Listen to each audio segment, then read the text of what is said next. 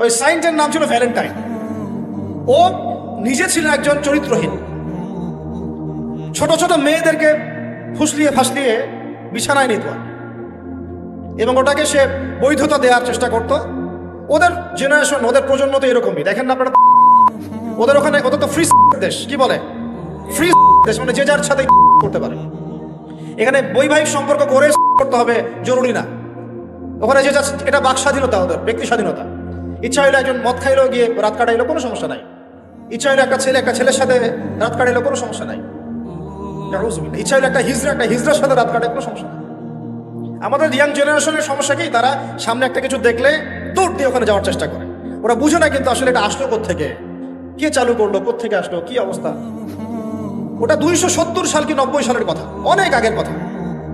ওখানে একটা সেন্ট বলে এরা, যে সেন্ট মার্টিন আপনারা বলেন, এটা একটা ধর্মযাজকের নামেই। আপনারা তো অনেকে জানেনও না যে সেন্ট মার্টিন দিবসও আছে, সেন্ট মার্টিনও কিন্তু দিবস আছে। প্রত্যেক ধর্মযাজকের নামে পশ্চিমরা দিবস তৈরি করছে আর কি। সেন্ট মার্টিন দিবস কবে জানেন আপনারা? 11 নভেম্বর। কত তারিখ? 11 নভেম্বর। তা ওটা আবার পালন করতে যায় না। ইচ্ছা হইল, মানে কি বলবো, একটা ছেলে 5টা মেয়ের সাথে একসাথে জেনা করলো তাও সমস্যা নেই, 5টা ছেলে মিলে একটা মেয়ের সাথে জেনা করলে কোনো সমস্যা নেই। এইগুলো আরো ভিডিও করে করে করে করে ইন্ডাস্ট্রি বানাইছে এরা। ওই ইন্ডাস্ট্রির নাম দিয়েছে পর্ন ইন্ডাস্ট্রি। কি ইন্ডাস্ট্রি? Porn industry. এগুলো যেগুলো অনলাইনে দেখানো হয়, এগুলো কোনোটা বাস্তব না, রিয়েল না, এগুলো শুটিং করা। এগুলো কি জাস্ট যেমন নাটক সিনেমা আপনারা দেখেন শুটিং করা, এগুলো কি বাস্তব? স্ক্রিপ্ট লেখা হয়, 10টা ক্যামেরা থাকে, লাইট ক্যামেরা অ্যাকশন, তারপর শুটিং শুরু হয়। ঠিক পর্ন ইন্ডাস্ট্রিটা এরকম একটা ইন্ডাস্ট্রি, এটা কোনো রিয়েল কিছু না। ওইটা সারা দুনিয়ার মানুষকে এরকম নগ্নতা ছড়িয়ে দিয়ে ইন্টারনেটের মাধ্যমে প্রত্যেকটা দেশে দেশে পুরা দুনিয়া ছড়াই দিল। এই হলো এই সভ্যতা। ওই সভ্যতার এই ছিল সাইন্ট। আল্লাহ পাক একা ছিলেন, এরপরে আল্লাহ রাব্বুল আলামিন আরশ সৃষ্টি করেছেন এবং তার আরশটা ছিল পানির উপরে, কানা আরশুহু আলাল মা। এরপরে আল্লাহ পাক সৃষ্টি করেছেন কলম এবং কলমকে বলেছেন উক্তুব, কলম তুমি লিখো। আমাদের কলম নয়, আল্লাহর স্পেশাল কলম, কলম তুমি লিখো। কলম কথা বলেছিল, কলম বলেছিল মাযা আকতুব, হে আল্লাহ আমি কি লিখবো। আল্লাহ পাক বলেছিলেন কিয়ামত পর্যন্ত যত কিছু হবে সবকিছু লিখে ফেলো। লাউহে মাহফুজের মধ্যে কলম প্রতিটা বিষয় লিখে ফেলেছে। এই পৃথিবীতে, এই মহাবিশ্বে কিয়ামত পর্যন্ত কবে, কোথায়, কোন ঘন্টায়, কোন সেকেন্ডে, কোন মুহূর্তে কি হবে, এর বাইরে কিচ্ছু হবে না ইনশাআল্লাহ। তো এখানে আল্লাহ পাক পুরো মহাবিশ্বের তাকদীর লিখেছেন, শুধু মানব জাতির নয়, প্রত্যেকটা বিষয় লেখা হয়েছে। এরপরে আল্লাহ রাব্বুল আলামিন 6 দিনে এই মহাবিশ্ব সৃষ্টি করেছেন। ওয়াল্লাযী খালাকাস সামাওয়াতি ওয়াল আরদা ফি 6 আইয়াম, তিনি সেই আল্লাহ যিনি এই মহাবিশ্বকে সৃষ্টি করেছেন মাত্র 6 দিনে। আর আল্লাহর একদিন আমাদের একদিনের সমান নয়। আল্লাহ পাকের একদিন শুধু কিয়ামতের দিন মানুষের 50,000 বছরের সমান। মানুষ দাঁড়িয়ে থাকতে থাকতেই অতিষ্ঠ হয়ে যাবে, বিচার শুরু হচ্ছে না কি জন্য। তো আল্লাহ রাব্বুল আলামিন পুরো মহাবিশ্ব সৃষ্টি করেছেন এবং আসমান সমূহ জমিন একটা বিন্দুর মধ্যে ছিল, যেটা এখনকার সায়েন্স বলে যে বিগ ব্যাং থেকে সৃষ্টি হয়েছে মহাবিশ্ব। আর আল্লাহ পাক কোরআনে বলছেন বিগ ব্যাং থেকে নয়, বরং আল্লাহর হুকুমে সৃষ্টি হয়েছে মহাবিশ্ব। সূরা আম্বিয়া 31 নম্বর আয়াত পড়ে দেখবেন, আল্লাহ বলছেন আওয়ালাম ইয়ারাল্লাযীনা কাফারু আন্নাস সামাওয়াতি ওয়াল আরদা কানাতা রাতকান ফাফাতাকনাহুমা। যারা অবিশ্বাস করছে তারা কি লক্ষ্য করে দেখে না যে আসমান সমূহ এবং জমিন একটা বিন্দুর মধ্যে ছিল, এরপর আমি আল্লাহ সেটাকে পৃথক করে দিলাম। সুবহানাল্লাহ। এই শিক্ষা ব্যবস্থা আপনাকে ওই বিগ ব্যাং পর্যন্ত নিয়ে যাবে। এর উপরে কি সেটা চিন্তা করার ক্ষমতা রাখে না। আর তাদের চিন্তা যেখানে শেষ, আল্লাহ পাকের চিন্তা সেখান থেকে শুরু। আল্লাহু আকবার। আল্লাহ পাক বলছেন বিগ ব্যাং এমনি এমনি হয়নি, আমার হুকুমে হয়েছে, আমি এটাকে পৃথক করে দিয়েছি। সুবহানাল্লাহ। আল্লাহ পাক কি জন্য সৃষ্টি করলেন এই মহাবিশ্ব? এটা একটা ভালো প্রশ্ন। নিছক খেলার ছলে সৃষ্টি করেছেন? আল্লাহ পাক কি জন্য সৃষ্টি করতে গেলেন এই মহাবিশ্ব? উত্তর হচ্ছে ভালোবাসা। আল্লাহ পাক তার সৃষ্টিকে ভালোবাসেন। আল্লাহ রাব্বুল আলামিন তার মাখলুকদেরকে ভালোবাসেন এবং তিনি চেয়েছেন যেন আমরাও তাকে ভালোবাসি। আল্লাহ রাব্বুল আলামিন চেয়েছেন যে আমরাও যেন তাকে ভালোবাসি। আল্লাহ রাব্বুল আলামিন এর কাছে 100 ভাগ রহমত বা ভালোবাসা এবং দয়া আছে, যার মধ্যে 1 ভাগ, মাত্র 1 ভাগ তিনি পুরো মহাবিশ্বে ছড়িয়ে দিয়েছেন। সমস্ত সৃষ্টির মধ্যে এই 1 ভাগ ভালোবাসা বিরাজ করছে। এই 1 ভাগের মধ্যে আছে বাবা মায়ের প্রতি ভালোবাসা, স্ত্রী সন্তানের প্রতি ভালোবাসা, আমাদের বাচ্চা কাচ্চাদের প্রতি ভালোবাসা, আত্মীয়তার হক, প্রতিবেশীর হক, দেশকে ভালোবাসা, আবেগ, অনুভূতি সব এই 1 ভাগের মধ্যে আছে। এই পুরো মহাবিশ্বে যত মহব্বত আছে এটা 1% মাত্র। আর এই 1 ভাগ ভালোবাসার জন্য আমরা কি করছি সেটা আমরাই বুঝতে পারছি। আর বাকি যে 99 ভাগ রহমত, দয়া, ভালোবাসা, এটার কথা আল্লাহ পাক বলেছেন, এটা দিয়ে আল্লাহ পাক কিয়ামতের দিন তার বান্দাদের প্রতি রহম করবে ইনশাআল্লাহ। আশা করা যায় যে ইনশাআল্লাহ আমরা যদি তাওহীদের উপর থাকি, কবিরা গুনাহ না করি, গুনাহ হয়ে গেলেই তওবা করে ফিরে আসি, অন্যের ক্ষতি না করি, সুন্নতে থাকার চেষ্টা করি, হালাল খাই, আশা করা যায় ইনশাআল্লাহ আমরা জান্নাতে যাব। এটা এত কঠিন কিছু হবে না ইনশাআল্লাহ তাআলা। শর্ত হচ্ছে তাওহীদ, আল্লাহ পাকের একত্ববাদ, হালাল রিজিক, তার নবীর সুন্নত এবং দ্বীনটাকে পরিপূর্ণরূপে গ্রহণ করা। আমল করতে পারেন না পারেন, আকীদা বিশ্বাস রাখা, ইসলাম একটা পরিপূর্ণ জীবন ব্যবস্থা, এর মধ্যেই প্রত্যেকটা বিষয়ের সমাধান আছে। হয়তো আপনি আমল করতে পারবেন না, কিন্তু আকীদা আছে। আশা করা যায় ইনশাআল্লাহ আল্লাহ পাক সগীরা গুনাহগুলো আমাদের মাফ করে দেবেন ইনশাআল্লাহ। 99 ভাগ রহমত। কয়েকটা এক্সাম্পল দিচ্ছি আমি। একজন ব্যক্তি ছিলেন বনু ইসরাঈলের মধ্যে, সেই ব্যক্তি 99টা খুন করেছিল, 99টা মার্ডার করার পরে সে চিন্তা করেছে তওবা করবে। তার তওবা আছে কিনা এটা জিজ্ঞেস করার জন্য তিনি অনেক মানুষের কাছে ঘুরেছেন। তাকে সবাই নেগেটিভ উত্তর দিয়েছে। এক পর্যায়ে গিয়ে সে একজন আবেদকে জিজ্ঞাসা করেছে, আবেদকে যে বেশি বেশি ইবাদত করে। আবেদ কিন্তু সেই ব্যক্তি নয় যে আলেম, কথা বুঝতে পারছেন? আলেম তার কাছে জ্ঞান থাকে এবং জ্ঞান অনুযায়ী সে আমল করে, আর আবেদের কাছে খুব একটা বেশি জ্ঞান থাকে না, কিন্তু সে ইবাদত করে। এই আবেদকে সে জিজ্ঞাসা করেছিল আমার কি তওবা হবে? সে আবেদ বলেছিল যে তুমি 99টা খুন করেছো, তোমার কিসের তওবা? তো সে ব্যক্তি এই আবেদকেও খুন করে 100টা মার্ডার পূর্ণ করেছিল। এরপরে তার মধ্যে আবার তওবার চেতনা আসে, তাকে জানানো হয় অমুক জায়গায় একজন আলেম আছেন, তার কাছে গিয়ে প্রশ্ন করো, তিনি উত্তর দিবে। সে আলেম তাকে জানানো যে হ্যাঁ, তোমার তওবা করার সুযোগ আছে, তুমি খালেস অন্তরে আল্লাহর কাছে তওবা করতে পারো, আল্লাহ চাইলে তোমাকে মাফ করতে পারো। এবার সে তওবা করলো, করার পরে কি করতে হবে পরামর্শ চাইলো। আলেম তাকে বললো তুমি এই এলাকা থেকে চলে যাও, অনেক দূরে হিজরত করো, যেখানে যাতে করে আগের হিস্ট্রির সাথে তোমার কোনো সম্পর্ক না থাকে, আগের জীবনের সাথে তোমার সম্পর্ক না থাকে, নতুন জীবন গঠন করো। সে যেতে যেতে রাস্তায় মারা গেল এবং আল্লাহ রাব্বুল আলামিন জান্নাতের ফেরেশতা এবং আযাবের ফেরেশতা দুজনকেই পাঠালেন। এই দুজন ফেরেশতা তারা তার আত্মাকে নিয়ে ঝগড়ায় লিপ্ত হল, কে তার রূহটা কবজ করবে, কে তার রূহটা নিয়ে যাবে। আর আপনারা জানেন যদি রূহটা নিয়ে যায় আযাবের ফেরেশতা, তার মানে কি? তার ফয়সালা কি? জাহান্নাম। জান্নাতের ফেরেশতা নিয়ে গেলে ফয়সালা জান্নাত ইনশাআল্লাহ। তো আল্লাহ রাব্বুল আলামিন এখানে একটা কৌশল করলেন। আল্লাহ পাক রাস্তাটাকে লম্বা করে দিলেন। সে তওবার জন্য যতটুকু এসেছিল এই রাস্তাটাকে আল্লাহ পাক লম্বা করে দিলেন, ওই রাস্তার চেয়ে যে রাস্তা থেকে সে যাচ্ছিল। আল্লাহ পাক কৌশল করে তাকে মাফ করে দিলেন। আল্লাহ পাক ফেরেশতাদেরকে বললেন রাস্তাটা পরিমাপ করে দেখো, কোন রাস্তার পরিমাপটা বেশি, সে যেখানে যাচ্ছিল সেটা না তওবার রাস্তা?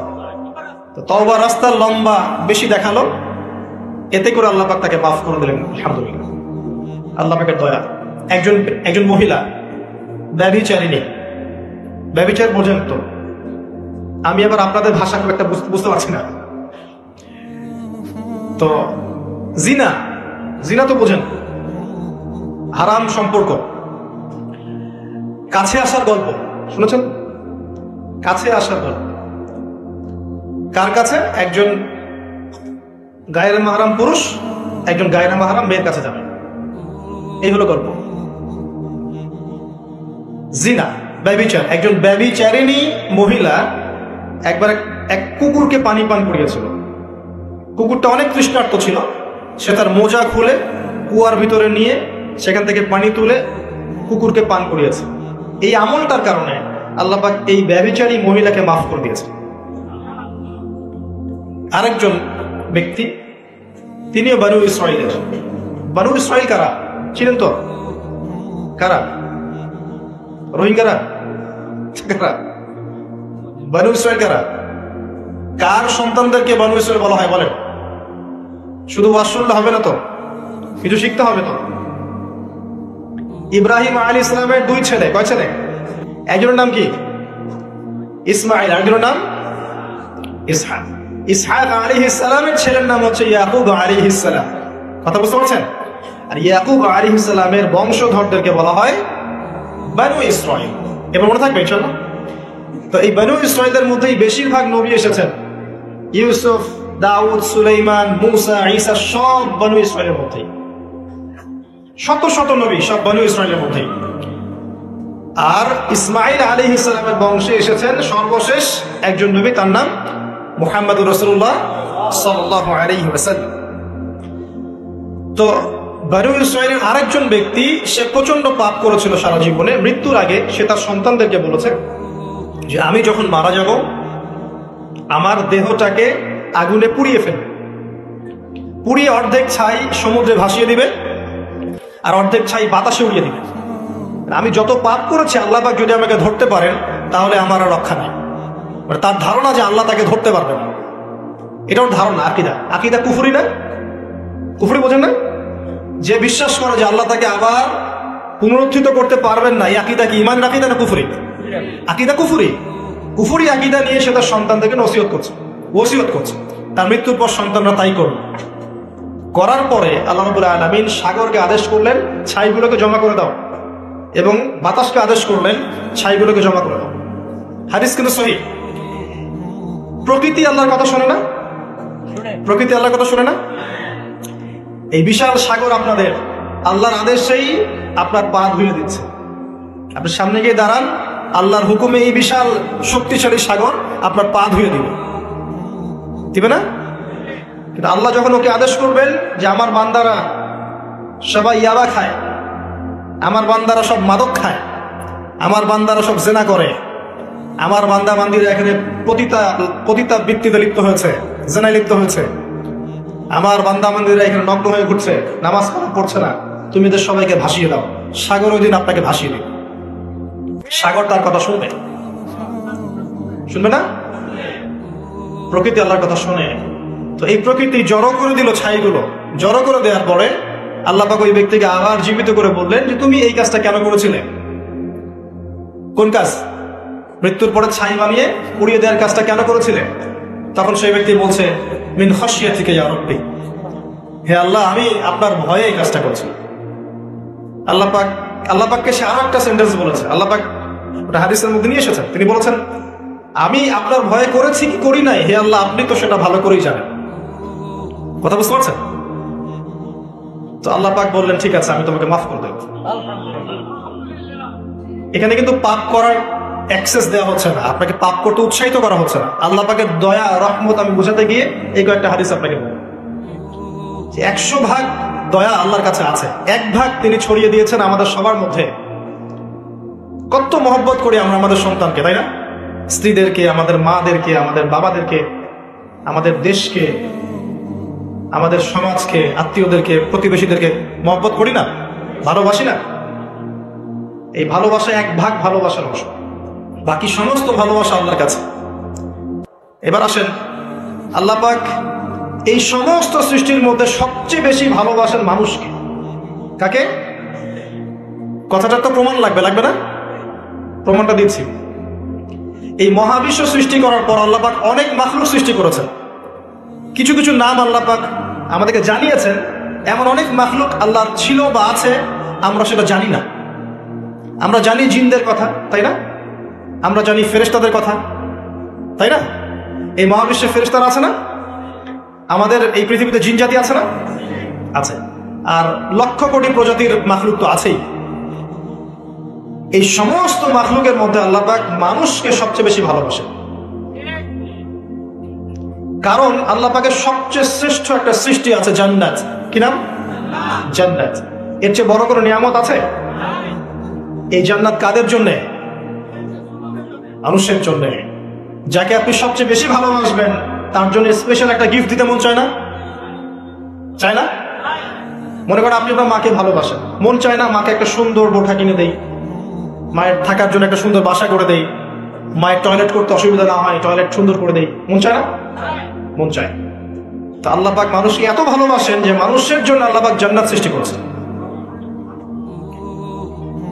মানুষ আল্লাহ পাক কিন্তু মহাবিশ্ব সৃষ্টি করার পরপরই সৃষ্টি করেন নাই। সূরা দাহর পরে দেখবেন আল্লাহ পাক বলেছেন 1 নম্বর আয়াতে, হাল আতা আলাল ইনসানি হিনুম মিনাদ দাহর লাম ইয়াকুন শাইআন মাযকুরা।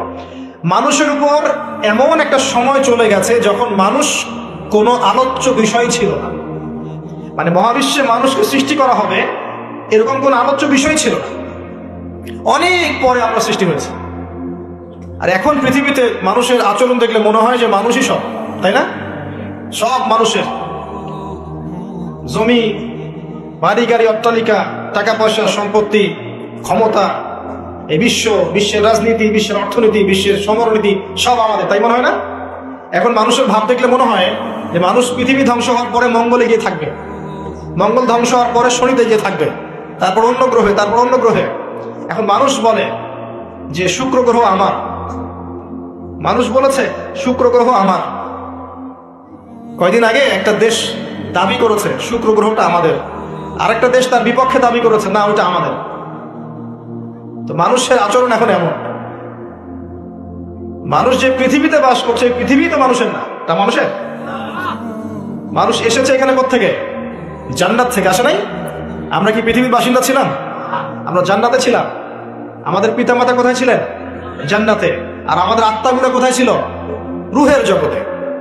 এই পৃথিবীতে তো আমি এসেছি অনেক পরে, আর এখন মনে হয় সব কিছুর মালিক আমি একাই। এটা ফেরাউনি আচরণ। কিরকম আচরণ?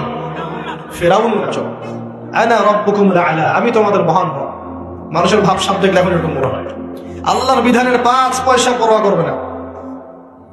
দেখাবো আপনাকে, কানের মধ্যে দিনে 5 বার আসছে হাইয়া আলাস সালাহ, হাইয়া আলাস সালাহ, নামাজ পড়বে না। একটু মূল্যায়ন করলো না আল্লাহ পাকের হুকুমের। যাকাত ফরজ হয়ে গেছে, 10 বছর 20 বছর হয়ে যাচ্ছে, যাকাত ফরজ হয়ে গেছে, যাকাত দেয় না। মানুষ পরোয়া করে আল্লাহ?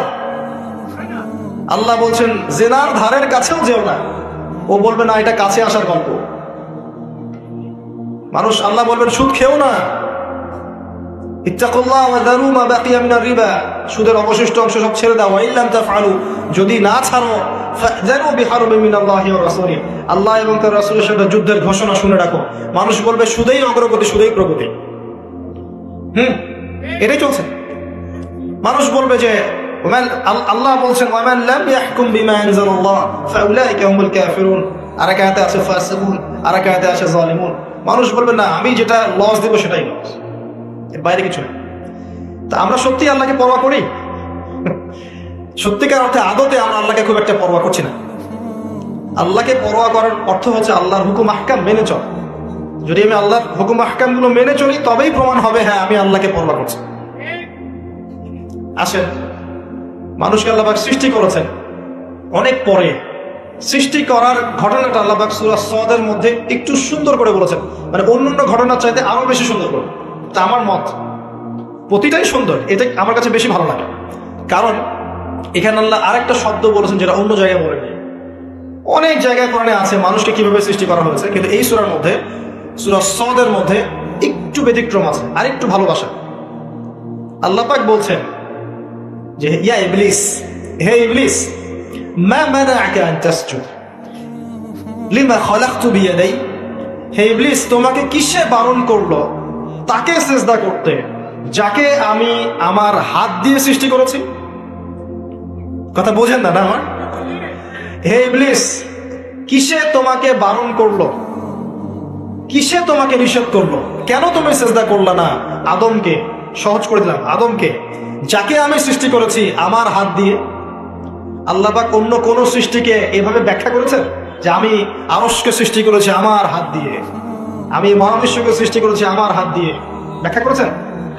বাকি সৃষ্টির ক্ষেত্রে আল্লাহ পাক বলেছেন, আল্লাহ পাক যখন কিছু করতে চান খালি বলেন কুন ফায়াকুন, তা আদমের ক্ষেত্রে আল্লাহ পাক বলেননি কুন ফায়াকুন, বলেছেন? কথা বুঝতে পারছেন?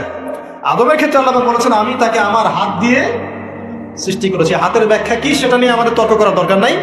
মূল কথা হচ্ছে এখানে আল্লাহ পাক ভালোবাসা বুঝিয়েছে। আদম আলাইহিস সালামকে আল্লাহ পাক ভালোবেসে সৃষ্টি করেছেন, স্পেশাল সৃষ্টি। এবার আসেন, সৃষ্টি করার পর তাকে রেখেছেন কোথায়? জান্নাতে। তারও আগে আল্লাহ পাক সমস্ত জ্ঞান আদম আলাইহিস সালামকে শিক্ষা দিয়েছে। সুবহানাল্লাহ পড়বেন না? মানুষ সম্মানিত কি কারণে? শারীরিক গঠনের কারণে? জ্ঞানের কারণে। আপনি যাকে ভালোবাসেন বেশি তাকে আপনি সব শেখাতে চাইবেন না? তাকে আপনি সব দিতে চাইবেন না? যে আমার সব তোমার জন্য, আমি তোমাকে ভালোবাসি, বলেন না? বলেন, কারা কারা বলছেন জীবনে? আলহামদুলিল্লাহ, আলহামদুলিল্লাহ, শুকরিয়া। এই কথাটা আল্লাহ পাক সূরা বাকারায় বলেছেন, ওয়াল্লামা আদাম আল-আসমা'a কুল্লাহা, আমি আদমকে সমস্ত বিষয়ের নাম শিক্ষা দিয়েছি। সুবহানাল্লাহ। এমন শিক্ষা দিয়েছেন যে শিক্ষা আল্লাহ পাক ফেরেশতাদেরকেও দেননি। কারণ তিনি আদম আলাইহিস সালামকে উপস্থাপন করলেন এবং বললেন যে আনবিউহুম বিআসমাইহিম, এই নামগুলো তুমি বলে দাও। ফেরেশতারা কিন্তু বলতে পারলো না। আদম আলাইহিস সালাম বলে ফালাম্মা আনবাহুম বিআসমাইহিম ক্বালা আলাম আকুল লাকুম ইন্নী আ'লামু গায়বাস সামাওয়াতি ওয়াল আরদ। আল্লাহ পাক প্রথমে ফেরেশতাদেরকে বললেন নামগুলো বলে দাও। ফেরেশতারা বলল লা ইলমা লানা ইল্লা মা 'আল্লামতানা, আপনি যতটুকু শিখিয়েছেন এর বাইরে আমরা জানি না। কিন্তু আদমকে বললেন আলাইহিস সালাম তুমি নামগুলো বলে দাও, তিনি সমস্ত নাম বলে দেবেন। সুবহানাল্লাহ।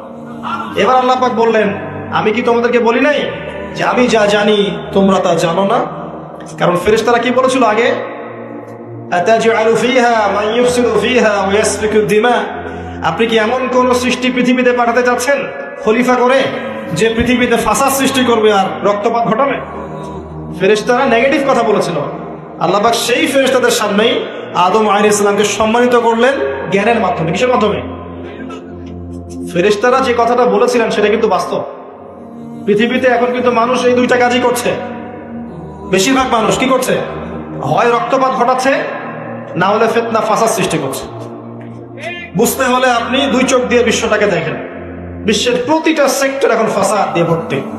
প্রতিটা সেক্টর এমন একটা লেভেলে চলে আসছে ফাসাদ যে একটা নিউক্লিয়ার ওয়েপন্স একটা ফাটে পৃথিবীতে, পৃথিবীর রূপরেখা চেঞ্জ হয়ে যাবে। আর এই জিনজাতি তৈরি করে নাই, কে তৈরি করছে? মানুষ। এর মধ্য দিয়ে কি মানবতার কল্যাণ হবে যদি একটাও ফাটে? কখনো 47-এর দিকে ফেটেছিল না দুইটা? কোথায় কোথায়? জাপান, হিরোশিমায়, আর কোথায়? বোমাগুলোর নাম বলতে পারবেন? হ্যাঁ, মাশাআল্লাহ, মাশাআল্লাহ, লিটল বয় আর ফ্যাট ম্যান। এখন পর্যন্ত জাপানের নাগরিক যারা আছেন এর যে বিষক্রিয়া এর ইফেক্টেড, তারা এখন বংশ পরম্পরায় এটা চলছে। আর এখন যে পারমাণবিক অস্ত্রগুলো আছে এগুলো শক্তি তখনকার চাইতে 1000 গুণ বেশি শক্তিশালী। রাশিয়া সেদিন বলেছে আমাদের কাছে এমন ক্ষেপণাস্ত্র আছে যেটা চাইতেও বেশি গতিতে যেতে পারে। শব্দের হার্স কত আপনারা জানেন, সায়েন্সের ছাত্র আছেন এখানে, দেখবেন। যাই হোক, আমাদের মূল পয়েন্টটা হচ্ছে পৃথিবীতে মানুষ বিভিন্নভাবে ফাসাদ সৃষ্টি করছে এখন। সামরিকভাবে, ইকোনমিক্যালি, পলিটিক্যালি, এডুকেশন সেক্টরে, সংস্কৃতির নামে বিভিন্নভাবে মানুষ ফাসাদ সৃষ্টি করছে। দলিল আল্লাহ কোরআনেই দিয়েছেন, যাহারাল ফাসাদু ফিল বাররি ওয়াল বাহরি বিমা কাসাবাত আইদিন নাস, জলে স্থলে যত বিপর্যয় ছড়িয়ে পড়েছে এগুলো মানুষের হাতের কামাই। কার হাতের কামাই? আর আল্লাহর কথাকে আপনি চ্যালেঞ্জ করবেন? এটা সূরা রুমের মধ্যে আছে, পড়ে দেখেন। আসেন, আল্লাহ পাক মানুষকে জ্ঞান শিক্ষা দিলেন, এটা ভালোবাসার নিদর্শন। শুধু তাই না, এবার আল্লাহ পাক সমস্ত ফেরেশতাদের সামনে উপস্থাপন করে আল্লাহ পাক বলছেন যে ওয়াইজ কুলনা লিল মালাইকাতি ইসজুদু লি আদম, হে ফেরেশতারা তোমরা আদমকে এখন সিজদা করো। কি করো? সিজদা করো। আপনি যাকে ভালোবাসবেন নিঃসন্দেহে আপনি চাইবেন তাকে বড় করতে, তাই না? চাইবেন না তার মান মর্যাদা বাড়ুক, তাকে আমি বড় করি, সবাই তাকে ভালো বলুক, আপনি চাইবেন? আল্লাহ পাক আদম আলাইহিস সালামকে ভালোবাসলেন। দেখেন, এই ফেরেশতা মণ্ডলীকে বললেন সিজদা করো, ফাসাজাদু, সবাই সিজদা করলো, ইল্লা ইবলিস, ইবলিস সিজদা করলো না। সে কি বলল? খালাকতানি মিন নার ওয়া খালাকতাহু মিন তিন, আল্লাহ আপনি আমাকে সৃষ্টি করেছেন কি দিয়ে? আগুন দিয়ে, আর আদমকে সৃষ্টি করেছেন কাদা মাটি দিয়ে, আমি কেন তাকে সিজদা করতে যাব? আবা ওয়াস্তাকবার, সে উদ্ধত আচরণ করলো, অহংকারী হলো, এবং এই একটা কারণেই আল্লাহ পাক তাকে চিরস্থায়ী লানত করলেন, চিরস্থায়ী জাহান্নামী ঘোষণা করলেন। ইবলিস চ্যালেঞ্জ করলো যে আমি আদমকে এবং আত্মসন্তানদেরকে বিভ্রান্ত করবই, পথভ্রষ্ট করবই, আমি ডান দিক থেকে আসবো। সূরা আরাফ করে দেখেন, ডান দিক থেকে আসবো, বাম দিক থেকে আসবো, সামন থেকে আসবো, পিছন থেকে আসবো, আমি তাদেরকে পথভ্রষ্ট করেই ছাড়বো। আর আল্লাহ পাক বলে দিলেন যে যারা তোকে অনুসরণ করবে আদম সন্তানদের মধ্য থেকে, ওদের সবাইকে দিয়ে আমি জাহান্নাম পূর্ণ করবো না। আউযুবিল্লাহ। আর একটা কথা বলে দেই, এখানে সূরা আরাফের 179 নম্বর আয়াতে এটাও আছে যে ওয়ালাকাদ যারানা লিজাহান্নামা কাসীরাম মিনাল জিন্নি ওয়াল ইনস, প্রচুর জিন আর মানুষকে দিয়ে আমি জাহান্নাম পূর্ণ করব। প্রচুর জিন আর মানুষকে দিয়ে আমি জাহান্নাম পূর্ণ করব। কত জিন আর কত মানুষ আমি জিনের হিসাব জানি না, মানুষেরটা জানি। প্রতি 1000-এ 999 জন জাহান্নামে যাবে, বলে নাউযুবিল্লাহ। সহিহ বুখারীতে 4 বার হাদিসটা এসেছে, প্রতি 1000-এ 999 জন, মানে ম্যাক্সিমাম। এটা ম্যাথমেটিক্যালি হিসাব করার দরকার নাই, এর মানে হচ্ছে অধিকাংশ মানুষই কি করবে, জাহান্নামে যাবে। এবং এটা আমাদের উম্মতের ক্ষেত্রে এসেছে, 73টা দল হবে, আছে না? 72 দল কোথায় যাবে? জাহান্নামে। এটা বোঝানো হচ্ছে বেশিরভাগ মানুষই কোথায় যাবে? জাহান্নামে। অপরাধ কি ছিল? অপরাধটা বলা আছে আয়াতে। 1 নাম্বার, লাহুম কুলুবুন লা ইয়াফকাহুনা বিহা। অপরাধ ছিল যে আল্লাহ পাক হৃদয় দিয়েছিলেন, উপলব্ধি করে নাই। কলব দিয়েছিলাম, উপলব্ধি করেনি, জাহান্নামে যাওয়ার কারণ। ওয়ালাহুম আযানুন লা ইয়াসমাউনা বিহা। কান দিয়েছিলাম, শোনেনি। ওয়ালাহুম আ'য়ুনুন লা ইউবসিরুনা বিহা। 2 চোখ দিয়েছিলাম, দেখেনি। হৃদয় দিয়েছি, উপলব্ধি করে নাই। 1 নাম্বার কারণ। কান দিয়েছি, শোনে নাই। চোখ দিয়েছি, দেখে নাই। উলাইকা কাল আনআম, এরা হচ্ছে গবাদি পশুর মতো। এটা আল্লাহর কথা, আমার প্রতি রাগ করবেন না। আল্লাহ বলেছেন তারা হচ্ছে গবাদি পশুর মতো। দে আর জাস্ট লাইক ক্যাটলস, বাল হুম আদল, বরং এর চাইতেও এরা নিকৃষ্ট এবং জঘন্য। উলাইকা হুমুল গাফিলুন, এরা হচ্ছে গাফেল সম্প্রদায়। আল্লাহর আয়াতগুলো আমাদের কলিজে আঘাত লাগে না? না, এখন আমাদের কলবগুলো অনেক শক্ত হয়ে গেছে, মাশাআল্লাহ। সুম্মা কাসাত কুলুবুহুম, একটা আয়াত আছে না সূরা বাকারার মধ্যে, ফাহিয়া কাল হিজারাতি আও আশাদ্দু কাসওয়া, পাথরের মতো শক্ত হয়ে গেছে, বরং তার চেয়েও বেশি শক্ত হয়ে গেছে। দেখবেন আল্লাহর আয়াতগুলো যখন আপনার কলিজে আঘাত করবে না, শক্ত হয়ে যাবে, বুঝবেন আপনার কলবে 2টা জিনিসের অভাব আছে। একটা হচ্ছে আপনার কলব নিয়মিত পরকালকে স্মরণ করে না, নিয়মিত আপনার কলব মউতকে স্মরণ করে না। 2 নাম্বার হচ্ছে আপনার কলবে কোরআনের তেলাওয়াত পৌঁছাচ্ছে না। এই দুটোই কারণ। কারণ নবী সাল্লাল্লাহু আলাইহি ওয়াসাল্লাম বলেছেন পাপ করলে কলবের মধ্যে কালো দাগ পড়ে। এভাবে পাপ করতে করতে করতে করতে কলবটা কলুষিত হয়ে যায়, দুর্গন্ধ বের হয়, কুৎসিত হয়ে যায়। যদি মানুষ তওবা করে, কালিমা মুছে যায়। তওবা না করলে এটা বাড়তে থাকে। নবীজি বলছেন আমি কি তোমাদেরকে জানিয়ে দিব কোন কাজ তোমার কলবের মরিচা দূর করবে? সাহাবীরা বললেন অবশ্যই ইয়া রাসূলুল্লাহ। তিনি তখন এই 2টা কাজ বলেছেন। 1 নাম্বার, বেশি থেকে বেশি কোরআন তেলাওয়াত এবং মউতের স্মরণ তোমার কলবকে পরিষ্কার করে দেবে ইনশাআল্লাহ। আল্লামা রুমি বলতেন, উনি একজন বড় সুফি মানুষ ছিলেন। উনি বলতেন যে আমি যা বুঝি আর আমি যা জানি, বুঝতে পারি, তোমাদেরকে বলে কি লাভ, তোমরা তো বুঝবা না। এ বলতেন বড় বড় যারা আল্লাহর ওলি, তারা তাদের কথাটা একটু এই টাইপের হয়, মনে হয় একটু অস্বাভাবিক, কিন্তু এর ভিতরে অনেক গভীরতা থাকে। আমি নিজেও এই কথা বলতেছি, আমরা যা বুঝি, যা বুঝতেছি, যা দেখতেছি, তা আপনাদেরকে বলে বোঝাতে পারবো না, বলেই বা কি লাভ, আপনি হয়তো বুঝবেন না। এই একটা ঘটনা ধরিয়ে পেলেন। আরেকটা শোনেন, আরেকটা কম হলো বনু নাজির রাসূলকে দাওয়াত দিয়েছে, দাওয়াত দিয়ে বলছে যে আমরা ইসলাম কবুল করবো, আসেন নেগোশিয়েট করি। নবী সাল্লাল্লাহু আলাইহি ওয়াসাল্লাম গিয়েছেন দাওয়াত দিতে বনু নাজিরের সিঁড়ির মধ্যে, এটাকে বলে দেয়াল, দেয়ালে হেলান দিয়ে আছেন। উপর থেকে এরা চাকি আছে না, চাকি যেটা দিয়ে আমরা ধান ভাঙে, আগেকার মায়েরা বোনেরা, বড় বড় যে লোহার আর পাথরের, এইগুলো উপর থেকে ফেলে তাকে হত্যা করার চেষ্টা করেছিল বনু নাজির। কোন গোত্র? বনু নাজির। আল্লাহ নবী জিবরাইল আলাইহিস সালামের মাধ্যমে জানতে পারলেন, সেখান থেকে উঠলেন, উঠে বললেন যে ঠিক আছে, বনু নাজিরকে আমরা অবরোধ করব। 1.5-2 মাস অবরোধ করে রাখা হলো। সূরা হাসরে করে দেখেন। এরপরে এরা নিজেদের ঘরবাড়িগুলো কাঁধে করে নিয়ে মদিনা থেকে বিতাড়িত হলো। বনু নাজির দলিল নাম্বার 2। 3 বনু কুরাইজা, বাকি আছে শুধু একটা, বনু কুরাইজা। বনু কুরাইজাকে বলা হচ্ছে আমাদের সাথে থাকবে, অন্যদের সাথে যাইতে পারবে না। Okay fine. খন্দকের যুদ্ধে 10,000 সেনাবাহিনী নিয়ে আবু সুফিয়ান আক্রমণ করেছে মদিনা, অবরোধ করে রেখেছে। এই সুযোগে বনু কুরাইজা কুরাইশদের সাথে মিলে আমাদের সাথে গাদ্দারি করল। আল্লাহ নবী যুদ্ধ শেষ করে বনু কুরাইজায় গিয়ে না গিয়ে কেউ আসলে নামাজ পড়বা না, ওদের সাথে গিয়ে মীমাংসা করতে হবে। তারপরে ওখানে গিয়ে ওদেরকে অবরোধ করা হলো। সাদ বিন মুআজ রাদিয়াল্লাহু আনহু হাতে এই বনু কুরাইজার এক একজন বামেক যারা ছিল এদের সমান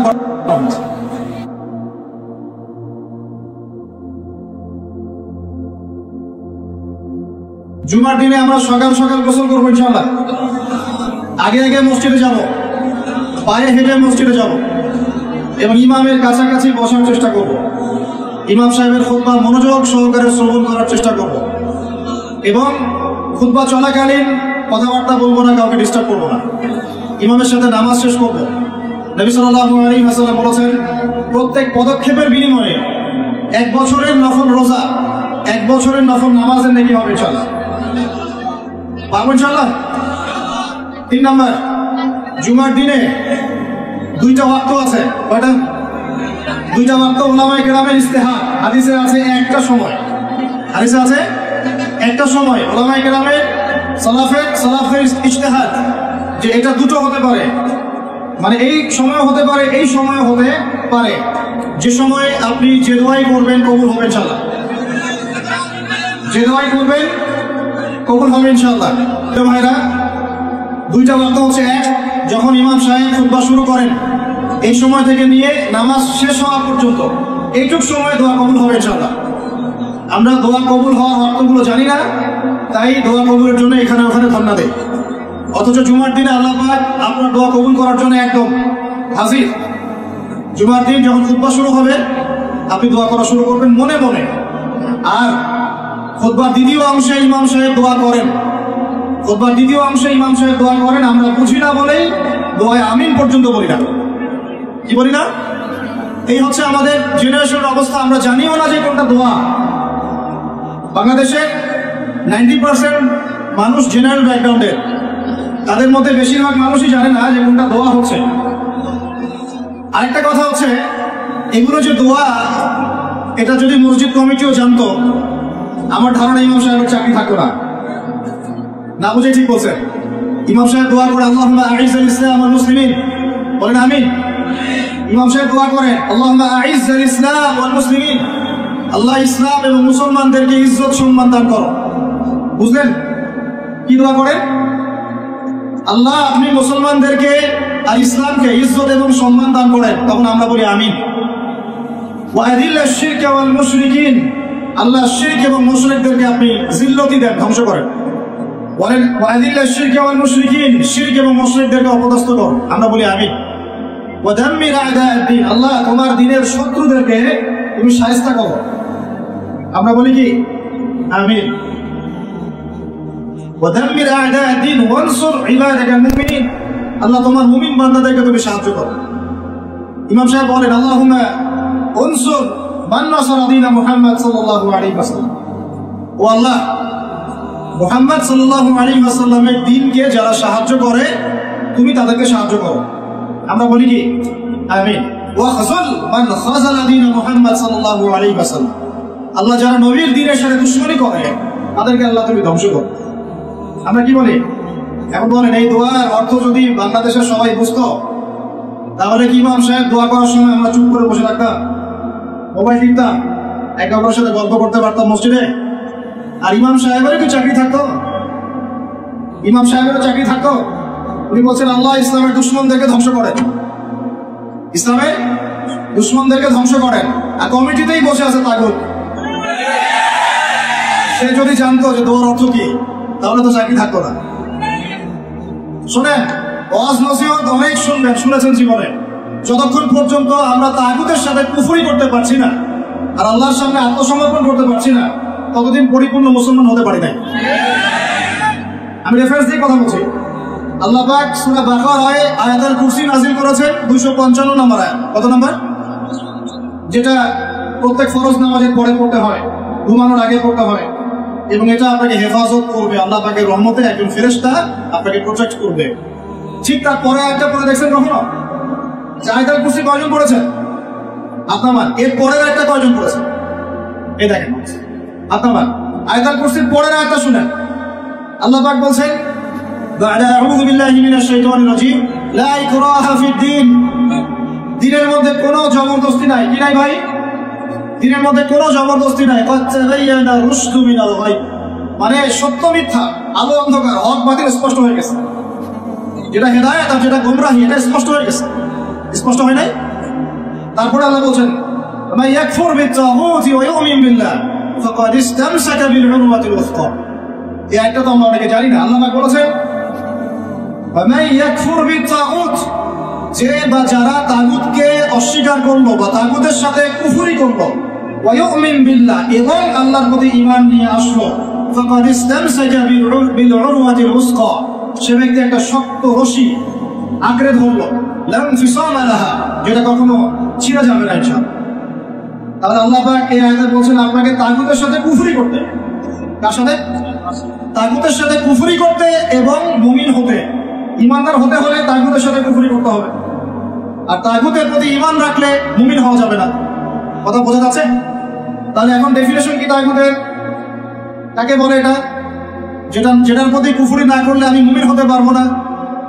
এক, আল্লাহ বাদ দিয়ে যার ইবাদত করা হয় সেটা তাগুত। আল্লাহ বাদ দিয়ে যার ইবাদত করা হয় সেটা তাগুত। আল্লাহ বাদ দিয়ে এমন কারো দাসত্ব করা যেটা আল্লাহ রাব্বুল আলামিনের কোরআন এবং সুন্নাহ শরীয়তের মূলনীতির বাইরে, তাগুত। এমন কোন বিধান যেটার দাসত্ব করলে আল্লাহর কোরআনের বিধানকে অবজ্ঞা করা হয়, ওটাও তাগুত। এমন কোন সিস্টেম যে সিস্টেমটা আল্লাহ এবং তার রাসূলের বিধান মোতাবেক চলে না, গায়রুল্লাহর বিধান মোতাবেক চলে, ওটাও তাগুত। আমার কথা কি বলে যাচ্ছে? ভয় লাগতেছে? তাগুতের সাথে কুফরি না করতে পারলে মুমিন হতে পারবেন। এখন চট্টবটম সব তাগুত, চট্টবটম সব তাগুত। আমাদের উচিত ইসলামের মধ্যে এই আয়াতের অনুযায়ী আমল করা। আল্লাহ পাক বলেছেন উদখুলু ফিস সিলমি কাফা, তোমরা পরিপূর্ণরূপে ইসলামে প্রবেশ করো। আংশিক প্রবেশ করো না ভাই, আংশিক ইসলামে প্রবেশ করো না, পরিপূর্ণ ইসলামে প্রবেশ করো। আমরা এখন পর্যন্ত নামাজও পড়ি, সুদও খাই, মাশাআল্লাহ। আমরা এখন পর্যন্ত নামাজও পড়ি, বেপরদায় চলি, নামাজও পড়ি, বছর বছর হজ উমরাও করি, মাঝে মাঝে দান সাদাকা করি, কিন্তু যাকাত দেই না। আমরা আল্লাহর বিধানের কথা বলি, মুখে কালিমা লা ইলাহা ইল্লাল্লাহর কথা বলি ঠিকই, কিন্তু অন্যায়ভাবে মানুষের উপর জুলুম করতেই আছি। আমরা লা ইলাহা ইল্লাল্লাহ বলি ঠিকই, তারপরেও লা ইলাহা ইল্লাল্লাহর একটা বিধানও বাস্তবায়ন করি না। বাস, এখন কতটুকু মুমিন আছি আর কতটুকু মুসলমান আছেন, আর এই প্রোটেস্ট্যান্ট ভার্সন ইসলাম পালন করলে কি ফায়দা হবে এটা আপনি বুঝতে চেষ্টা করুন। বলছিলাম যে অন্তত পক্ষে জুমার খুতবা চলাকালীন এবং জুমার খুতবায় যে দোয়াগুলো হয় তখন আমিনটুকু বলেন। আমাদের আরবির এমনই বেহাল দশা, ইমাম সাহেব কি তেলাওয়াত করছে ওইটুকু আমাদের জ্ঞান নাই। ইমাম সাহেব তেলাওয়াত করছে ইয়া আইয়ুহাল্লাযীনা আমানু ইত্তাকুল্লাহ, হে মুমিনগণ তোমরা আল্লাহকে ভয় করো, ওয়া যারু মা বাকিয়া মিনার রিবা, তোমরা সুদের অবশিষ্ট অংশ মানে সুদ ছেড়ে দাও। ইন কুনতুম মুমিনিন, যদি প্রকৃতপক্ষে মুমিন হয়ে থাকো তাহলে ছেড়ে দাও। কি ছেড়ে দাও ভাই? সুদ। কে বলছেন? আল্লাহ। তারপরে আল্লাহ পাক বলছেন ওয়া ইল্লাম তাফআলু, যদি তোমরা সুদ না ছাড়ো, ফাআযানু বিহারবিন মিনাল্লাহি ওয়া রাসূলিহি, তোমরা আল্লাহ এবং তার রাসূলের সাথে যুদ্ধের ঘোষণা শুরু। কি বুঝলেন? কি বুঝলেন? যে ব্যক্তি সুদ খায় সে কার সাথে যুদ্ধ করতেছে? আর রাসূলের সাথে। যে ব্যক্তি সুদ খায় সে আল্লাহর সাথে যুদ্ধ করে, রাসূলের সাথে যুদ্ধ করে। মুসল্লি যারা দাঁড়িয়ে আছে, ইমাম সাহেব তেলাওয়াত করছে এই আয়াতটা, মুসল্লি হাই করছে। এই হলো আমাদের আরবির অবস্থা। কোরআনের যে ক আমরা জানি না, এটা তার অবস্থা। এই জন্যই বাংলাদেশের মতো জায়গায় যারা 1.5 মিনিটের খুতবা দিতে 30টা ভুল করে তারাও শায়েখ হয়ে বসে আছে। 1.5 মিনিটের খুতবা, খালি ইন্নাল হামদুলিল্লাহি নাহমাদুহু ওয়া নাস্তাঈনুহু ওয়া নাস্তাগফিরুহু ওয়া নু'মিনু বিহি ওয়া নাতাওয়াক্কালু আলাইহি বলতে থাকতে হবে। 1.5 মিনিট লাগবে, এর মধ্যে 30টা ভুল হচ্ছে। ভুলগুলো এমন যে একটার সাথে একটা অর্থ এত পার্থক্য হচ্ছে আসমান আর জমিন। বুঝেন, সূরার ফজিলত শুনেছেন, সূরা ভাষায় পড়বে না। আগে আপনারা কোরআন তেলাওয়াত সহি করেন, কোরআন তেলাওয়াত সহি না করে কোরআন পড়তে শোনেন। কোরআন তেলাওয়াত পড়তে আসেন না, আমরা বুঝাচ্ছি তাফসিরে যায় না, তাফসির ব্যাখ্যা বিশ্লেষণ এখানে যায় না। আগে আপনাকে কোরআন তেলাওয়াত সহি করতে হবে, আগে কোরআন তেলাওয়াত সহি করতে হবে।